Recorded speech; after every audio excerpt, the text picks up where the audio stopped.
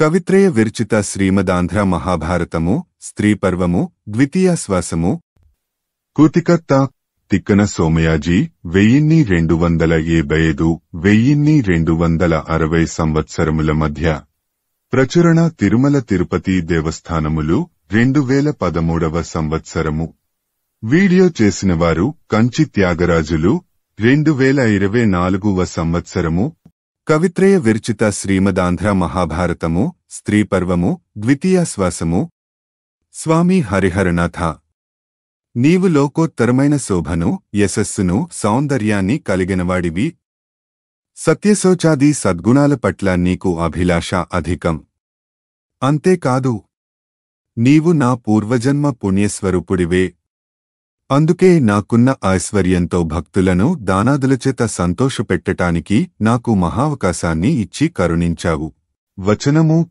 ఓ దేవా తరువాతి కథను వినుము వైశంపాయనుడు జనమేజయుడికి ఇట్లా చెప్పాడు ఆ విధంగా పాంచాలిని ఓదార్చిన తరువాత పరమ పతివ్రత మహాపుణ్యాత్మురాలు సత్యవ్రతురాలు అయిన గాంధారీదేవికి వ్యాసమునీంద్రుడి వరం వలన అప్పటికప్పుడు దివ్యదృష్టి కలిగింది దీనివలన ఆమె కళ్లకు కట్టిన గంత తీయకుండానే యుద్ధభూమిలో సుదూరంలో ఉన్నప్పటికీ వస్తు సముదాయమంతా ప్రత్యక్షంగా కనిపించటం మొదలుపెట్టింది మణిగణ నికరము ఆ యుద్ధభూమిలో రథాల మీద ఉన్న గొడుగులు ముక్కలు ముక్కలై పెద్ద పెద్ద రాసులుగా పడి ఉన్నాయి ధ్వజాలు ముక్కలై చెల్లాచెదురుగా పడి ఉన్నాయి అరిగెలు టెక్కెములు చిన్న చిన్న ముక్కలేపోయి మట్టిలో కలిసిపోయాయి ఇవన్నీ చూచిన గాంధారికి పరితాపమధికమై కందము ఆ యుద్ధ భూమిలో చనిపోయిన సైనికుల దేహాలు చిన్న చిన్న ముక్కలే పడి ఉన్న రథాలు ఎక్కడ పడితే అక్కడ పడి ఉన్న సారథుల దేహభాగాలు నేల కొరిగిన గుర్రాల సముదాయాలు కనిపిస్తున్నాయి వీటిని చూచి గాంధారి హృదయం తరుక్కుపోగా లయగ్రాహి గుర్రాలను నడిపే రౌతుల దేహాలు ఒక పక్క ఏనుగులను నడిపే మావటివాండ్ర శరీరాలు ఒక పక్క ఖండఖండాలే పడి ఉన్నాయి మరోవైపు గుర్రాల శవాలు ఇంకొకవైపు ఏనుగుల అవయవాలు రాసులుగా పడి ఉన్నాయి వాటిని చూస్తే గుండెల్లో గుబులు పుట్టేటట్లు ఉన్నది ఎక్కడ పడితే అక్కడ పేగులు కండలు పోగులుగా పడి ఉన్నాయి ఏవో మూగాల పెద్ద మెదళ్లు విచ్చిపోయి రక్తం ఏర్లు కట్టి పారుతున్నది అదంతా చూడటానికి చాలా అసహ్యంగా ఉన్నది మరణించినా ఇంకా జీవించి ఉన్నారా ఏమీ అనే తలపు కలిగే రీతిగా రాజ్యాలు ఏలిన మహారాజులు నోళ్లు తెరుచుకుని పడి ఉన్నారు వీరినందరినీ చూసి గాంధారి మనస్సు కకావికలైపోగా లయగ్రాహి అక్కడ పడి ఉన్న యుద్ధవీరులు ఎట్లా ఉన్నారంటే ఒక్కొక్కరి మెడలో ఉన్న బంగారు హారాలచేత హృదయాలను మిక్కిలి ఆకర్షించేటట్లు వారి దేహాలు మిలమలలాడుతున్నాయి అత్యధికంగా ఇంద్రనీలమణులు పొదిగిన భుజకీర్తుల నుండి వెలువడే కాంతి సమూహంచేత వారి అందం ప్రత్యేకంగా కనిపిస్తున్నది కొత్త వజ్రాలను పొదిగిన కెరీటాలు తలతల మెరుస్తూ ఆ వీరుల సౌందర్యాన్ని ప్రకటింపచేస్తున్నాయి గరుడపచ్చలతో నిండిన పెద్ద పెద్ద కడియాలు వెలువరించే కాంతి దేహమంతటా పడివారు అతి గంభీరంగా శోభాయమానంగా కనిపిస్తున్నారు అట్లాంటి వీరులందరూ యుద్ధంలో చనిపోయి నెత్తురు మడుగులలో పడి ఉండటం చూసి గాంధారికి గుండెలో ఆరాటం కలుగగా లయగ్రాహి అమ్ములు ధనుస్సులు పరిగెలు ఈటెలు బల్లెములు తలతలలాడుతున్న కత్తులు పెద్ద పెద్ద దుడ్డు కర్రలు చక్రాలు మొదలైన మహాక్రూరమైన ఆయుధాలు మరొకవైపు కండలు ఎముకలు పుర్రెలు కలిసిపోయి ముక్కలు ముక్కలుగా పడి ఉండటం చూస్తే జరిగిందే మహాఘోరయుద్ధమని తెలుపుతూ ఉండటం గాంధారి హృదయానికి మిక్కిలి బాధ కలిగించగా లయగ్రాహి గొంతుకలదాకా రక్తాన్ని దోసిళ్లతో ఎత్తుకొని మహా ఇష్టంగా త్రాగుతూ ఆ తృప్తిలో కరిగిపోయి మదమత్తులై చిందులు వేస్తూ ఊగిపోతున్న దేహ వికారాలచేత ఎగిరెగిడిపడుతూ మొరటు నవ్వులతో బూతులు మాట్లాడుతూ ఒకరినొకరు తోసుకొంటూ అందరూ కలిసి మాంసం తినటంలో అతి భయంకరంగా వర్తిస్తున్న రాక్షసుల గుంపు గాంధారి మనస్సును మిక్కిలిగా కలచివేయగా సీసము తేటగీతి ఆ యుద్ధభూమిలో పేగులను కండలను ఓడబెరికి ముక్కలు చేసి ఆకలిగొని తింటూ, మెదళ్లను ఓడబెరుక్కుని ఆసక్తితో రక్తం తాగుతూ, కంటిగుడ్లను ఒలుచుకొని మింగుతూ, గుండెకాయలను ఎంతో ఆసక్తిగా కబళిస్తూ, ఎముకలలోని మూలుగును రుచి చూస్తూ జుర్రుతూ, ఇంకా చావకుండా ఉండే శరీరాలు తన్నుకొంటుండగా ప్రాణాలు పోయేటట్లు పైన ఎగురుతూ, ఎదుర్కొని ఎంతో పూనికతో ఒకదానితో ఒకటి కొట్లాడుతూ ఉన్న తోడేళ్లు, కాకులు, రాపులుగులు, గద్దలు, నక్కలు గాంధారి మనస్సును కలచి వేగా. వచనము: గాంధారి ఇట్లా బాధపడుతూ ఆ యుద్ధభూమిని అంతా పరికించింది. ఆ సమయంలో వ్యాసమహర్షి పాండవులను పిలిపించి మృతులైన బంధువుల శవాలకు ఆ కాలానికి తగిన ఆచారాలతో కూడిన అగ్ని సంస్కారం చేయండి అని ఆనతిచ్చి అంతర్ధానమయ్యాడు. అప్పుడు పాండవులు ధృతరాష్ట్రుడిని నడిపించుకొంటూ శ్రీకృష్ణుడు ముందు నడుస్తుండగా ఆ బంధువులకు దహన సంస్కారం చేయటం కొరకు వెళ్తూ కౌరవ స్త్రీలను ఆ ప్రదేశానికి తీసుకొని వెళ్లారు. అక్కడ వారు తమ తమ భర్తలు, కొడుకులు, తమ్ముళ్ళు, అన్నలు, మనుమళ్ళు, స్నేహితులు శవాలే పడి ఉండగా చూచి చేష్టలుడిగి నేలమీద ఒరిగిపోయారు. నోళ్లు తెరచి హాహాకారాలు చేస్తున్నారు. తహతహలాడుతూ నేలమీద పడి పొర్లుతూ పరితపిస్తున్నారు. జడలు వీడిపోయి వీరిల పేర్లు పెట్టి పిలుస్తూ వారి గుణగణాలను గురించి చెప్పుతున్నారు. నిశ్చేష్టులై కొయ్యబారిపోతున్నారు. ముఖాలను, తలలను మోదుకొంటున్నారు. అప్పుడు గాంధారి కృష్ణుడిని పిలిచి దగ్గరికి రమ్మని మిక్కిలి దుహకంతో దీనురాలే అతడితో ఇట్లా అన్నది. సీసము తేటగీతి కవిత్రయ విరచిత శ్రీమదాంధ్ర మహాభారతము స్త్రీపర్వము ద్వితీయాశ్వాసము. గాంధారి పొలికలను చూచి కృష్ణునితో జెప్పి దుహకించుట. కృష్ణ: ధృతరాష్ట్ర మహారాజు కోడళ్లను చూడుము, ఇదుగో వీరేవారు. కంటినీరు ముఖాలపైన వెల్లువలుగట్టగా అతిదినమైన ముఖాలతో పొంతనలేని పలుకులతో పుట్టెడు దుహకంతో ఒకరికొకరు చనిపోయిన తమ అన్నదమ్ముల ముఖాలు చూచి ఇది ఫలానా వారిదే అని నిర్ణయిస్తూ చూపిస్తున్నారు. చూపించి తాము చూచి మళ్లీ తహతహలాడుతూ ఏడుస్తూ తలలు వాలిపోతుండగా ఎట్లాగో నిలదొక్కుకొని నిలబడి ఉన్నారు. వేళ్లమీద కసి ఉన్నవారికి ఈనాటికి కన్నుల పండుగ అయింది. తమ భర్తల దేహాలపై కాకులు కూర్చొని ఉన్న వాటిని తోలటానికి చెయ్యి ఎత్తలేని స్థితిలో ఉన్న ఈ ఆడవారిని చూస్తే ఎంత బాధ అవుతుందో చూడుము. మానిని: కృష్ణ: శల్యుడు, ద్రుపదుడు, కర్ణుడు, ద్రోణుడు, భీష్ముడు వీరంతా యుద్ధంలో చనిపోయినా మంటలు తగ్గాక కూడా అగ్ని కాంతి ఎట్లా కొత్తగా పుట్టుతూ ఉంటుందో అట్లా ప్రకాశం తగ్గకుండా ఉన్నారు. నిజానికి వీరందరికన్నా ఎక్కువ కాంతితో అభిమన్యుడు మెరిసిపోతున్నాడు. సుగుణాల ఖని ఈ సుభద్ర కొడుకు ఈ బాలుడిని చూచావా? శవంలో కూడా జీవకాంతులు తగ్గలేదని అర్థం. ఆటవెలది. అక్కడక్కడ రాజులు, అక్కడక్కడ యుద్ధవీరులు కాంతులీనుతూ ప్రకాశిస్తుండగా ఈ యుద్ధభూమి గ్రహరాశులతోనూ నక్షత్ర సముదాయాలతోనూ వెలిగే ఆకాశం వలె కనిపిస్తున్నది. సీసము తేటగీతి. కృష్ణ: అర్జున, భీష్మ, ద్రోణ, భీమ, కర్ణాదుల దివ్యాస్త్ర సముదాయాలు నాటిన కించిత్తు కీడు వాటిల్లని ఈ మహావీరుల దేహాలను రాపులుగులు, నక్కలు, గ్రద్దలు, కాకులు ఆక్రమించి పొడిచి ఎంగిలిచేశాయి. అయ్యో! హంసతులికా తల్పాలలో విశ్రమించే ఈ విలాసపురుషుల శరీరాలు కఠినమైన ఈ నేలపై పడి ఉన్నాయి. చూచేవారికి గుండెలు తరుక్కుపోతున్నాయి. చూచావా? కందము. ప్రతిరోజు వినోద కార్యక్రమాలుగా చెవులను సుఖింపచేసే వీణానాదాన్ని, మధురగానాన్ని, వేణుధ్వనులను వినేటువంటి రాజుల వద్ద నక్కలు ఓళలు విజృంభించటం చూస్తే హృదయం కలత పొందుతున్నది. తేటగీతి. శ్రేష్టమైన శ్రీగంధం, మనోహరమైన కస్తూరి, పునుగు, జవ్వాది మొదలైన లేపనాలతో సుగంధాలు చిమ్ముతూ అందంగా కనిపించే ఈ రాజుల శరీరాలు రక్తమనే బురద పూత పూయబడి చాలా దారుణంగా అగుపిస్తున్నాయి. కృష్ణ: ఎట్లా చూచి భరించటం? కందము. కృష్ణ: తమ ప్రియురాళ్లు సరదా కొరకు తాము ధరించిన చక్కని ఆభరణాలను, హారాలను తీసివేస్తుండగా ప్రకాశించే రాజులు ఆ నగలనే గ్రద్దలు క్రూరంగా లాగివేస్తుండగా ఈ యుద్ధభూమిలో చలనం లేకుండా పడి ఉన్నారు. చూస్తున్నావు కదా. కందము.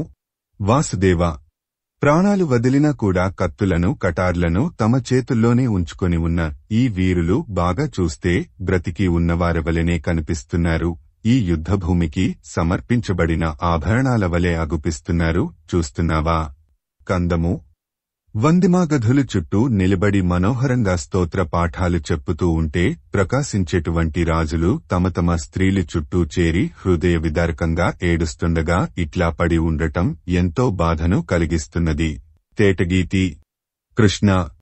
అటుచూడుము, కొంతమంది వీరులు మెరిసిపోతున్న ఆయుధాలతో తళతళలాడుతున్న కవచాలతో కునుకు తీస్తున్న వారివలే అగుపిస్తూ ఉండటం చూచి వారు బ్రతికినవారే అని రాపులుగులు గద్దలు ఆ వైపుకి రాకుండా దూరదూరంగానే ఉంటున్నాయి. వచనము. ఇదంతా నీవు సాధించిన ఘనకార్యమని ఎత్తిపొడిచి గాంధారి మళ్లీ ఇట్లా అంటున్నది. సీసము. తేటగీతి. కృష్ణ. అటు చూడుము, మొండెముల దగ్గర తలలు కనిపించక కొందరు నాలుగు దిక్కులా పరుగెత్తి తలలు వెదుకుతున్నారు. తలలు చేతులలో పట్టుకొని మొండెములు కనిపించక పరితాపంతో ఆ పీనుగుల పెంటల్లో కొందరు మొండెములు వెదుకుతున్నారు. తమకు దొరికిన తలలను శరీరాలతో చేర్చి తమ వారిని పోల్చుకొని బాధతో తలలు మొత్తుకొంటూ కొందరు ఏడుస్తున్నారు. శరీరాలు ముక్కలైపోగా ఆ భాగాలను కూర్చుకొని తమవారి దేహాలను గుర్తించి కొందరు మూచుపడిపోతున్నారు. తమ భర్తల, తండ్రుల, కొడుకుల, అన్నదమ్ముల శవాల వద్దకు వెళ్లి వారు పడుతున్న పాట్లు ఎట్లా చూడటం. అయ్యయ్యో. తేటగీతి. వాసుదేవ. కొన్ని శవాల అవయవాలు నక్కలు కాకులు తినివేయటం వలన, పూర్తిగా ఆకారాలు కోల్పోవటం వలన తమ బంధువుల శవాల కొరకే వచ్చి పరికిస్తున్న కొంతమంది స్త్రీలు తమవారి దేహాలనే గుర్తించలేకుండా పోతున్నారు. ఇది ఎంత దురవస్థ. కందము. ఇట్లాంటి దురవస్థలను చూచే క్రూరత్వం పొందేటట్లుగా పూర్వజన్మలో నేను ఏ పాపం చేశానో ఏమో, ఈ బంధువులను ఇట్లా చూడకుండా తప్పింది కాదు. కందము. అని ఇట్లా మాట్లాడుతున్న సమయంలో దుర్యోధనుడి శవం గాంధారి కంటబడింది. వెంటనే ఆ తల్లి మూర్ఛ వలన వివసురాలై మొదలు నరికిన అరటి చెట్టు వలె నేలమీద పడిపోయింది. కవిత్రయ విరచిత శ్రీమదాంధ్ర మహాభారతము స్త్రీపర్వము ద్వితీయ శ్వాసము. గాంధారి దుర్యోధనుని కళేబరంబు చూచి పలవించుట. వచనము. ఇట్లా మూర్ఛపోయి కొంతసేపటికి తెలివిరాగా గాంధారిని పరిచారికలు పట్టుకుని పోగా ఆ కుమారుడి శవం దగ్గరగా వెళ్లి తరళము. విశాలమైన కుమారుడి రొమ్ముమీద ఎడతెగకుండా కన్నీరు కారుస్తూ గాంధారి వాలిపోయింది. రాజులలో పేరు పొందావు, కౌరవులలో అందరికన్నా మిన్న అనిపించుకున్నావు నాయనా. నీ గొప్ప దేహం ఇట్లా నికృష్టంగా నేలమీద పడి ఉండటం ఎంత అన్యాయమయ్యా. తల్లి దగ్గరికి వస్తే లేచి నమస్కరించి ఉపచారాలు చేయకుండా వేరే వ్యక్తివలె కదలకుండా మౌనంగా ఉన్నావే. నీకిది న్యాయంగా ఉన్నదా అని బాధపడుతున్నది. వచనము. అని ఇట్లా బాధపడి ఇంకా పలు విధాలుగా తన కుమారుడిని గురించి తలచుకొంటూ హాహాకారాలు చేస్తూ ఏడుస్తుండగా గాంధారి సమీపానికి కృష్ణుడు వచ్చాడు. ఆయనను చూచి గాంధారి ఇట్లా అన్నది. మంగళమహాశ్రీ.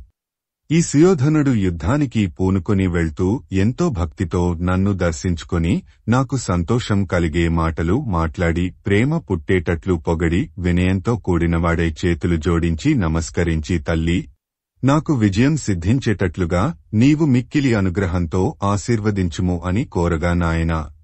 ధర్మం ఏ పక్షంలో అధికంగా ఉంటుందో ఆ పక్షానికి దిగ్విజయం ఎట్లాగైనా తప్పక సిద్ధిస్తుందని అన్నాను. వచనము. ఇట్లా ఎందుకు అన్నానంటే మానిని వృత్తము. ఆనాడు జూదమాడుతున్న సమయంలో అక్కడ చేరిన జనమంతా ద్రౌపది మానభంగాన్ని, భీముడి ప్రతిజ్ఞలు చూచి ఇట్లా చేయటం ఈ భూమిలోని సైన్యానికి, కౌరవవంశానికి చావుకోసం తప్ప ధర్మం అంత సులభంగా నశించదు అని అన్నారు గదా. నా బుద్ధికి కూడా అదే తోచింది. అది జరగకపోతుందా? కుమారుడని మెప్పుకోలు మాటలు పలకటం పెంపు కలిగించదు. వచనము. అంతేకాదు వినుము, ఆశీర్వదించకుండా మధ్యస్థంగా మాట్లాడటమే కాదు, మరి నేను అతడితో ఇంకా ఇట్లా అన్నాను. తేటగీతి. యుద్ధంలో వెనుదిరిగి వస్తే అపకీర్తి వస్తుంది. అపకీర్తి కన్నా చావు నయం. నీవు యుద్ధవీరుడుగా జీవించుము, పరలోక సౌఖ్యాన్ని పొందుము, స్వర్గంలో మరణంలేని వైభవాన్ని పొందుము, సుఖించుము అన్నాను. కందము. అట్లా నేను ఆనాడు చెప్పాను. నేను చెప్పినట్టుగానే చేసి దుర్యోధనుడు కీర్తి ప్రతిష్టలు పొందాడు. ఇక అతడిని గురించి ఇట్లా ఏడుస్తూ ఉన్నానంటే కేవలం పుత్రశోకంతో మాత్రమే తప్ప అతడికేమి తక్కువ ఆటవెలది. శత్రువులను ఘోరంగా చంపి తాను చనిపోయిన ఇతడి కొరకు చింతించటం ఎందుకు? పుణ్యాత్ముడు స్వర్గానికి వెళ్లిపోయాడంటూ ఉండగలిగిన ఆ పెద్దాయన ధృతరాష్ట్రుడికి ఈ వయసులో ఆసరాగా ఎవరూ లేకపోయారే అన్న ఆలోచనతో హృదయం తరుక్కుపోతున్నది. ఈ దుహకం తప్పుతుందా కృష్ణ? వచనము అని మళ్లీ ఇట్లా అన్నది. సరసజవృత్తము. కృష్ణ రాజ్యసంపదవలని మనోహరత్వంతో వృద్ధి చెందిన వైభవంతో మణులు పొదిగిన కరిటాలు కలిగిన గొప్ప కీర్తి సంపదలతో విరాజిల్లుతూ ఇంద్రసములైన రాజులు తన చుట్టూ చేరి సేవిస్తుండగా సంతోషించినవాడు ఈ దుర్యోధనుడు. ఇతడి వైభవం ఈ భువనంలోనే సుప్రసిద్ధమైనది. అట్లాంటి ఇతడిని పాపిష్ఠి దైవం చివరకు ఇట్లా భంగపరుస్తుందా? అయ్యో ఎంత దారుణం! తేటగీతి. కృష్ణ లేడికన్నుల వంటి కన్నులున్న పరిచారక స్త్రీలు వస్త్రంతో తయారుచేసిన పెద్ద విసనకర్రను వీస్తుండగా మణులు పొదిగిన బంగారు సింహాసనంలో అందంగా కొలువు తీరినట్టి ఈ దుర్యోధనుడు ఈనాడు ఈ యుద్ధభూమిలో రాబందుల రెక్కల నుండి పుట్టిన హోరుగాలి తాకిడికి గురి అయ్యాడు. ప్రాణాలు పోగొట్టుకున్నాడు. చూచావా ఎంత ఘోరంగా ఉన్నదో? కందము. అట్లాంటి ఈ దుర్యోధనుడు భీమసేనుడి ఘనమైన క్రూరమైన పరాక్రమంతో ఓడి మదపుటేనుగు సింహం చేసిన వీర విహారంలో చనిపోయినట్టుగా నేలమీద ఒరిగిపోయి కనిపిస్తున్నాడు. కందము. తన పెనతండ్రి మహాజ్ఞాని విదురుడు తన తండ్రి ధృతరాష్ట్రుడు చెవిలో ఇల్లు కట్టుకొని ఎన్ని వేల విధాలుగానో బుద్ధిమాటలు చెప్పారు, ధర్మాన్ని బోధించారు. కాని అతడి దుర్మదం అట్లాంటిది. ఒకరి మాటలు లెక్కచేసినవాడు కాడు. చేటుమూడిన మనిషి సుభాషితాలు వింటాడా? కందము. 11 అక్షోహిణుల సైన్యం ఆధిక్యం అతిశయించగా ఉత్సాహంతో తన వెంట ఉండగా ప్రకాశించే ఈ రాజే చివరికి ఏ తోడు లేక గదను తీసుకొని ఒంటరిగా పోరాడి నేలమీద పడ్డాడు. తేటగీతి. కృష్ణ విశాలమైన ఈ రాజ్యం ఏనుగులు గుర్రాలు కలిగి కురుకుమారులు వైభవోపేతంగా అందరూ కలకలలాడుతూ ఉండటం చూచాను. అదే ఈనాడు ఆ ఏనుగులు గుర్రాలు సర్వనాశనమైపోగా ఈ విశాల భూమి శూన్యమై పరాధీనం కాగా చూచే దౌర్భాగ్యం నాకు దాపురించింది. వచనము ఇట్లా అని గాంధారీ భానుమతిని చూచి శ్రీకృష్ణుడివైపు తిరిగి ఇట్లా అన్నది. ఆటవెలది. కృష్ణ కొడుకు చనిపోవటం వలన కంటే ఈ కోడలి దుహకం వలన నాలో ఉన్న శోకమనే అగ్ని బాగా ప్రజ్వరిల్లి హృదయాన్ని కాల్చివేయటం మొదలుపెట్టింది. ఈ బాధకు అంతం ఎక్కడ? సీసము. తేటగీతి. కృష్ణ చూడుము. ఈ భానుమతి తన కొడుకును చూచి ముఖం అల్లాడిస్తూ భర్త ముఖం వైపు చూచి అరచేతితో తన తలమీద పలుమార్లు బాదుకొంటున్నది. మళ్లీ కొడుకువైపు మనసుపోగా దుహకంలో మునిగిపోయి అందమైన అతడి ముఖం మీద తన ముఖం పెట్టి మూర్ఛపోయింది. తెలివి వచ్చాక భర్త శవం వద్దకు వెళ్లి రొమ్ము మీద తలను బాదుకొంటున్నది. ఆమె వేడి కన్నీటితో భర్త దేహం తడిసిపోయేటట్లు ఒరిగిపోయింది. నిశ్చేష్టురాలే మౌనంగా ఉండిపోయి మళ్లీ తన తోడి స్త్రీలతో కలిసి ఏడవటం మొదలుపెట్టింది. జడ విడిపోయి దేహమంతా వ్యాపించగా పిచ్చిదానివలె బయట తిరుగుతున్నది. అయ్యయ్యో ఎంత ఘోరం! వచనము అని ఇంకా. సీసము. తేటగీతి. కృష్ణ సన్నని నడుము గలిగిన ఈ భానుమతి ఆ సుయోధనుడి ఉన్నత బాహువుల నీడలో బుజ్జగింపబడి అతిశయించిన ప్రేమతో సంతోషంతో కనిపించేది. ఇకపైన ఈ ముద్దరాలిని ఎట్లా చూడగలం చెప్పుము? ఇది భరించరాని విషయం. ఇట్లాంటి కొడుకును మనవడిని నేలమీద దిక్కులేకుండా ఇట్లా పడి ఉండగా చూచేటటువంటి పాపిష్టిదాన్ని నేను. నా గుండె మామూలు గుండె కాదు, ఇనుపగుండె. అందుకే ఇంత దురవస్థను చూచి బద్దలేపోకుండా ఇంకా అట్లాగే ఉన్నది. ఇక ఎప్పటికీ ఇది బద్దలు కాదు. ఎంత కఠినురాలిని నేను! ఇంత కష్టాన్ని ఓర్వగలిగినవారు ఏ కాలంలోనైనా భూమిమీద ఎక్కడైనా ఇతరులున్నారా? నేను తప్ప. కందము. ఈ దుర్యోధనుడు తల్లి భార్య ఏమైతేనేమి, వేదాలు అసత్యం పలకవు, స్వర్గం తప్పక సిద్ధిస్తుంది అని తన పని తాను చేసుకొని తన స్వర్గం తాను చూచి కొన్నాడు. ఇట్లా చేయటం సమంజసంగా ఉన్నదా? వచనము ఇట్లా అనేక విధాలుగా వాపోయి ఏడ్చి ఏడ్చి చివరికి తక్కిన కుమారుల శవాల వైపు చూచి కృష్ణుడితో ఇట్లా అన్నది. భాస్కర విలసిత వృత్తము. కృష్ణ అదిగో అక్కడ ధృతరాష్ట్ర మహారాజుగారి 9 సంతానాన్ని చూడుము. భీముడి బలిష్టమైన భుజాల విలాసానికి తలకిందులే నేలమీద కూలారు. వికారం పొందిన వారి ముఖాలు కాళ్లు చేతులు చూస్తే ఎవరికైనా దుహకం కలుగుతుంది. అట్లాంటిది ఈ కుమారుల భార్యలందరూ వారి శవాల వద్ద చేరి అతిదీనంగా విలపిస్తూ ఉండటం చూస్తుంటే దుహకం మరింత అధికమవుతున్నది. తేటగీతి. పూర్వం శ్రీగంధం పూసినందువలన చల్లగా తడిగా ఉన్న చలువరాతి చట్టులపైన కాళ్లు మోపటానికి అసహించుకునే కురుకుమారుల భార్యలు విషాదం వలన పుట్టిన నిండు వేడిమిలో రక్తం గడ్డలు కట్టి గట్టిపడిన ఈ యుద్ధభూమిలో పడి పొర్లుతున్నారు. ఏమనేది ఈ దురదృష్టాన్ని? కందము. ఈ కురుకుమారుల భార్యలలో చిన్నవారు, యుక్తవయస్సులలోనివారు, నడివయస్సులలో ఉన్నవారందరూ తూలిపోతున్న వికార శరీరాలతో హృదయాలలో విరహాగ్నులు విజృంభించగా ఒకే రీతిలో ఏడుస్తూ దుహకిస్తున్నారు. అయ్యో, ఇదేమి దురవస్థ! కందము. ఈ కురుకుమారులు బలమున్నవారు, గర్వమున్నవారు, ధైర్యపరాక్రమాలు కలవారు, మిక్కిలి వైభవంతో ప్రకాశించారు. అట్లాంటి వీరి భార్యలు ఆ దైవం చేసిన పనివలన ఇట్లా మిక్కిలి వ్యాకులత పొంది ఏ దిక్కు లేని స్థితిలో అతిశయించిన దుహకంతో బాధపడవలసి వచ్చింది. దీన్ని ఎట్లా భరించటం? కందము. కృష్ణ. నగలు, గొడుగులు, ధ్వజాలు, కవచాలు, వీటి ముక్కలతో కలిసిపోయిన కురుకుమారుల దేహ భాగాలను చూస్తుంటే నా దుహకం రెండింతలయింది. కందము. వాళ్ల తల్లిదండ్రులు చేసిన పూర్వజన్మ పాపం వలన కాకపోతే దుర్యోధనుడు, దుశ్శాసనుడు మొదలైన మహావీరులు 100 మందిని ఈ పుణ్యాత్ముడు ధర్మరాజు నామరూపాలు లేకుండా చేయగలరా? సీసము. తేటగీతి. కవిత్రయ విరచిత శ్రీమదాంధ్ర మహాభారతము స్త్రీపర్వము ద్వితీయాశ్వాసము. గాంధారి దుశ్శాసనుని కళేబరంబు చూచి పలవించుట. కృష్ణ. మహాభయంకరమైన భుజబలమున్న భీముడి గద దెబ్బలతో నెలుమీద పడి అన్ని అవయవాలలోనూ పొంగిన క్రొత్త వేడి నెత్తురును భీముడు తనివితీరా త్రాగగా ప్రాణాలు కోల్పోయి పడి ఉన్నాడు. ఇదుగో వీడే దుశ్శాసనుడు. ఇతడు ఆనాడు సభలోకి ద్రౌపదికి ఇచ్చుకుని వచ్చి దుర్యోధనుడు, కర్ణుడు సంతోషపడేటట్లు ఆమెను చాలా రీతులతో అవమానించాడు.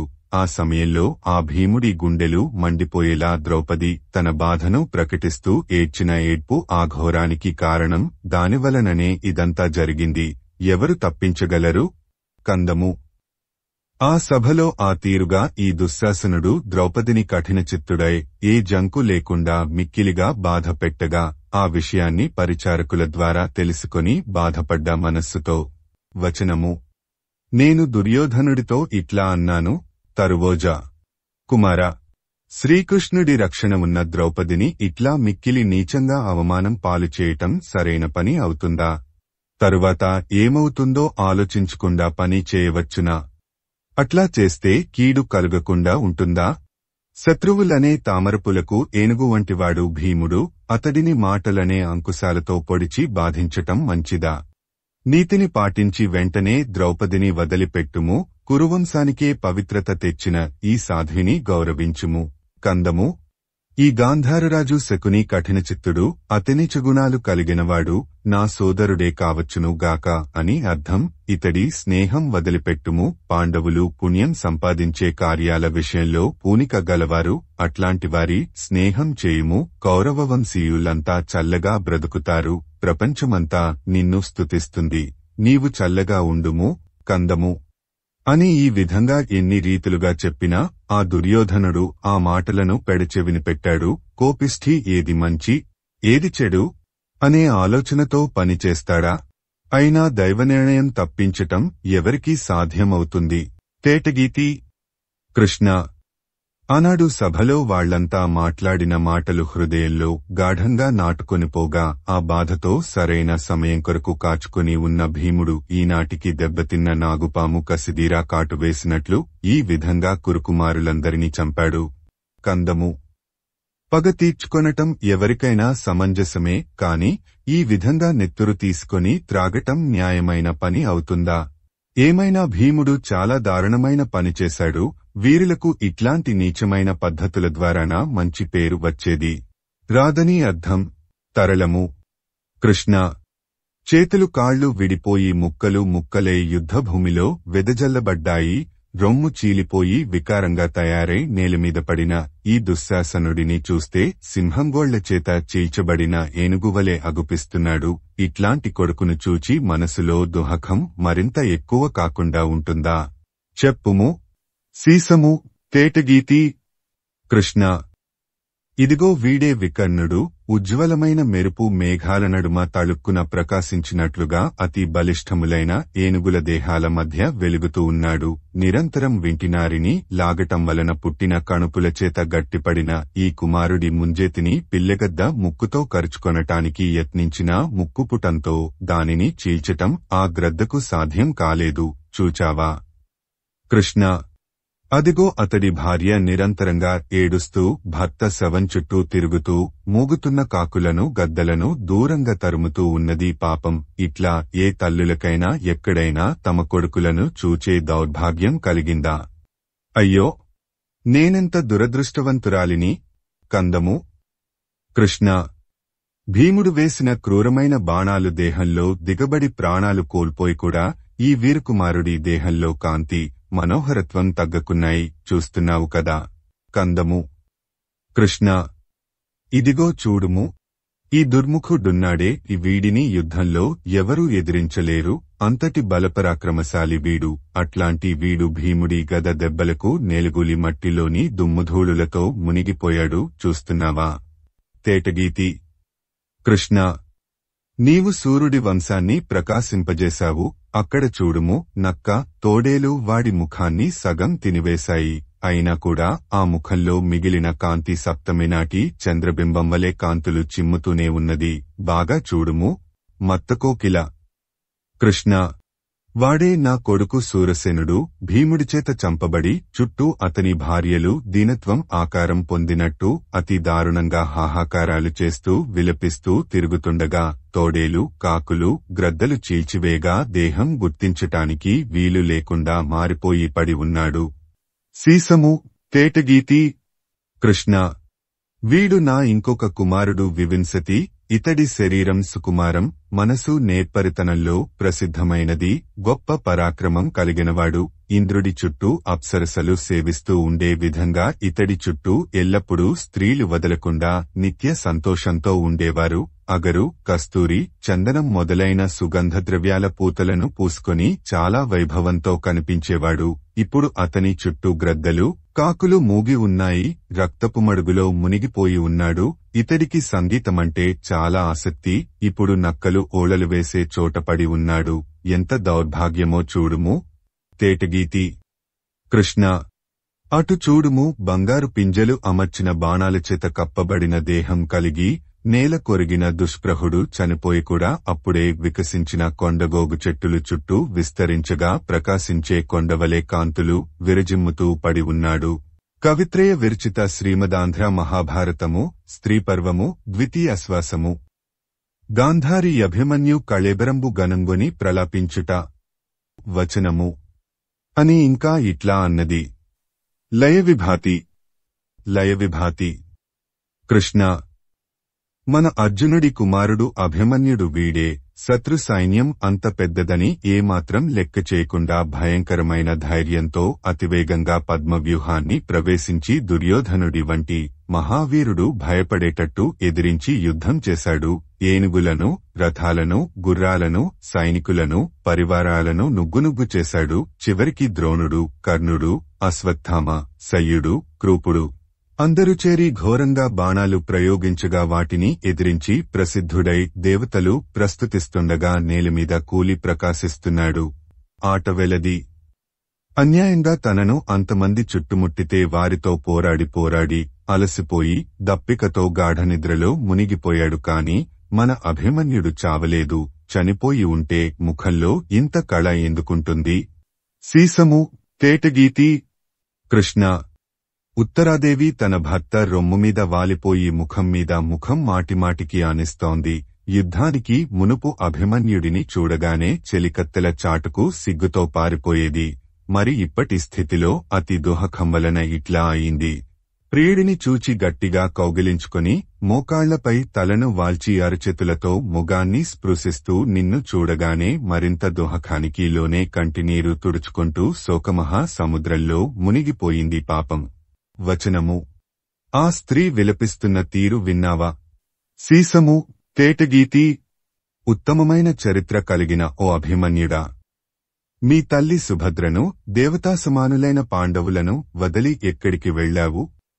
అర్జునుడి కుమారుడివి, శ్రీకృష్ణుడి అల్లుడివి, నిన్ను ఎదిరించి చంపగలిగినవారు ఎవరున్నారు? ఇన్ని విధాలుగా మాట్లాడుతున్నానే, మారుమాటలాడవెందుకు? ద్రోణుడు, అశ్వత్థామ, కృపుడు, కర్ణుడు న్యాయమెరిగిన పెద్ద మనుషులంటారే, అట్లాంటి పెద్దలు పలువురు చేరి ఒక చిన్నవాడిని ముట్టడించటమా? ఛీ! ఇది కూడా మగతనమేనా? ఇట్లాంటి నీచకార్యానికి పాల్పడటానికి వాళ్లకు మనస్సులు ఎట్లా వచ్చాయి? కందము. పాండవులు, పాంచాలురు మహాపరాక్రమశాలులు, వాళ్లు చూస్తుండగా నిన్ను ఏ సంకోచమూ లేకుండా యుద్ధంలో చంపగలిగిన మగటిమి ఉన్నవారు ఉండటం ఆశ్చర్యం కాదు. కందము.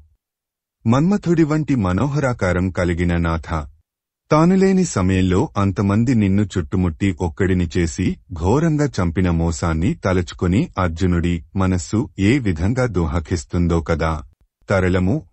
తామరల వంటి కన్నులు గలవాడా, శత్రువులందరినీ చంపి రాజ్యాన్నంతా సంపాదించుకుని కాంతి, సంపద, వైభవం, కీర్తి నలుదిశల వ్యాపించగా లోకం మెచ్చుకుంటూ ఉండగా వింటూ ఉన్న పాండురాజ కుమారులు నిన్ను పోగొట్టుకొని సంతోషం పొందగలరా?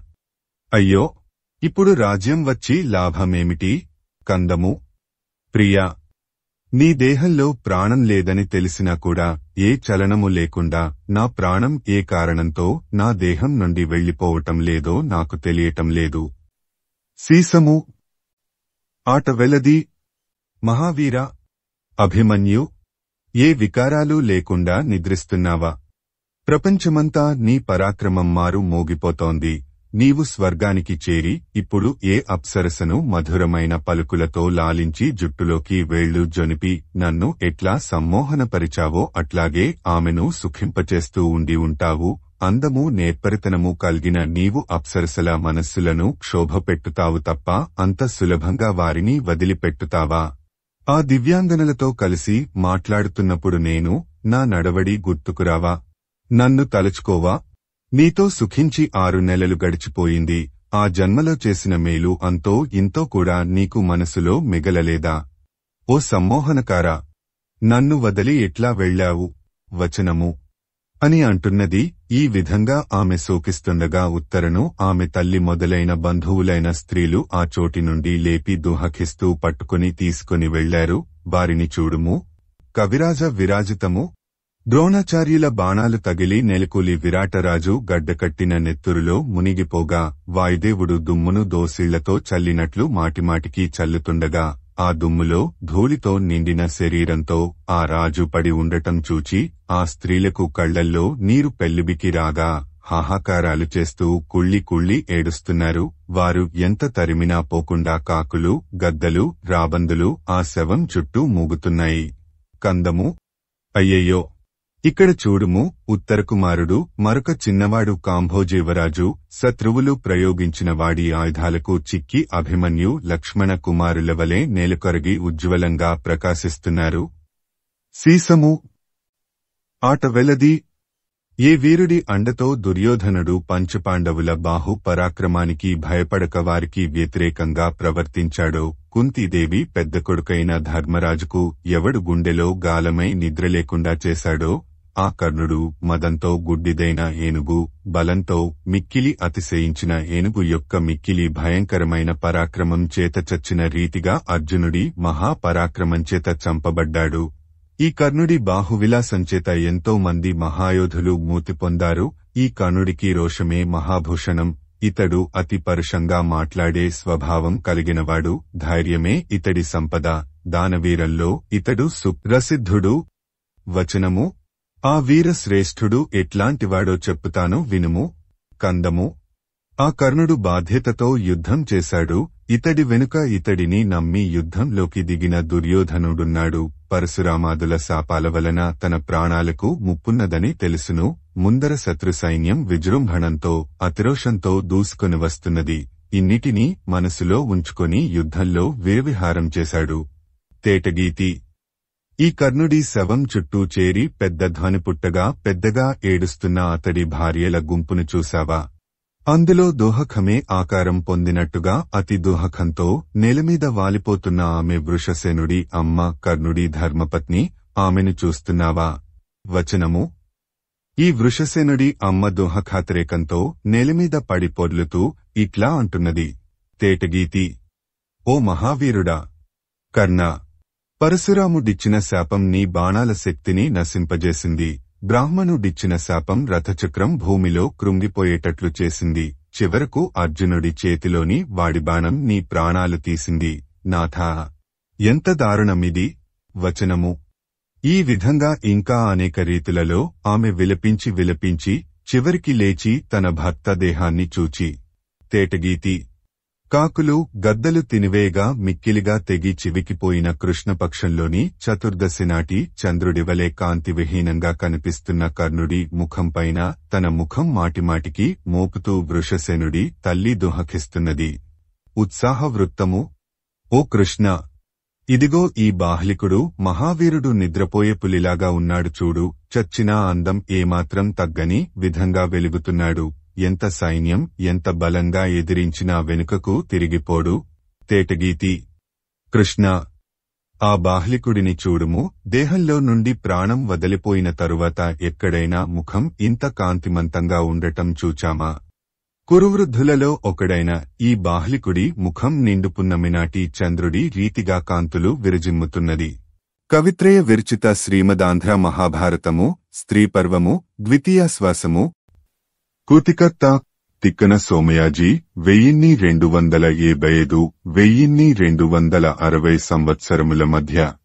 ప్రచురణ: తిరుమల తిరుపతి దేవస్థానములు 2013 సంవత్సరము. వీడియో చేసినవారు కంచి త్యాగరాజులు 2024 సంవత్సరము.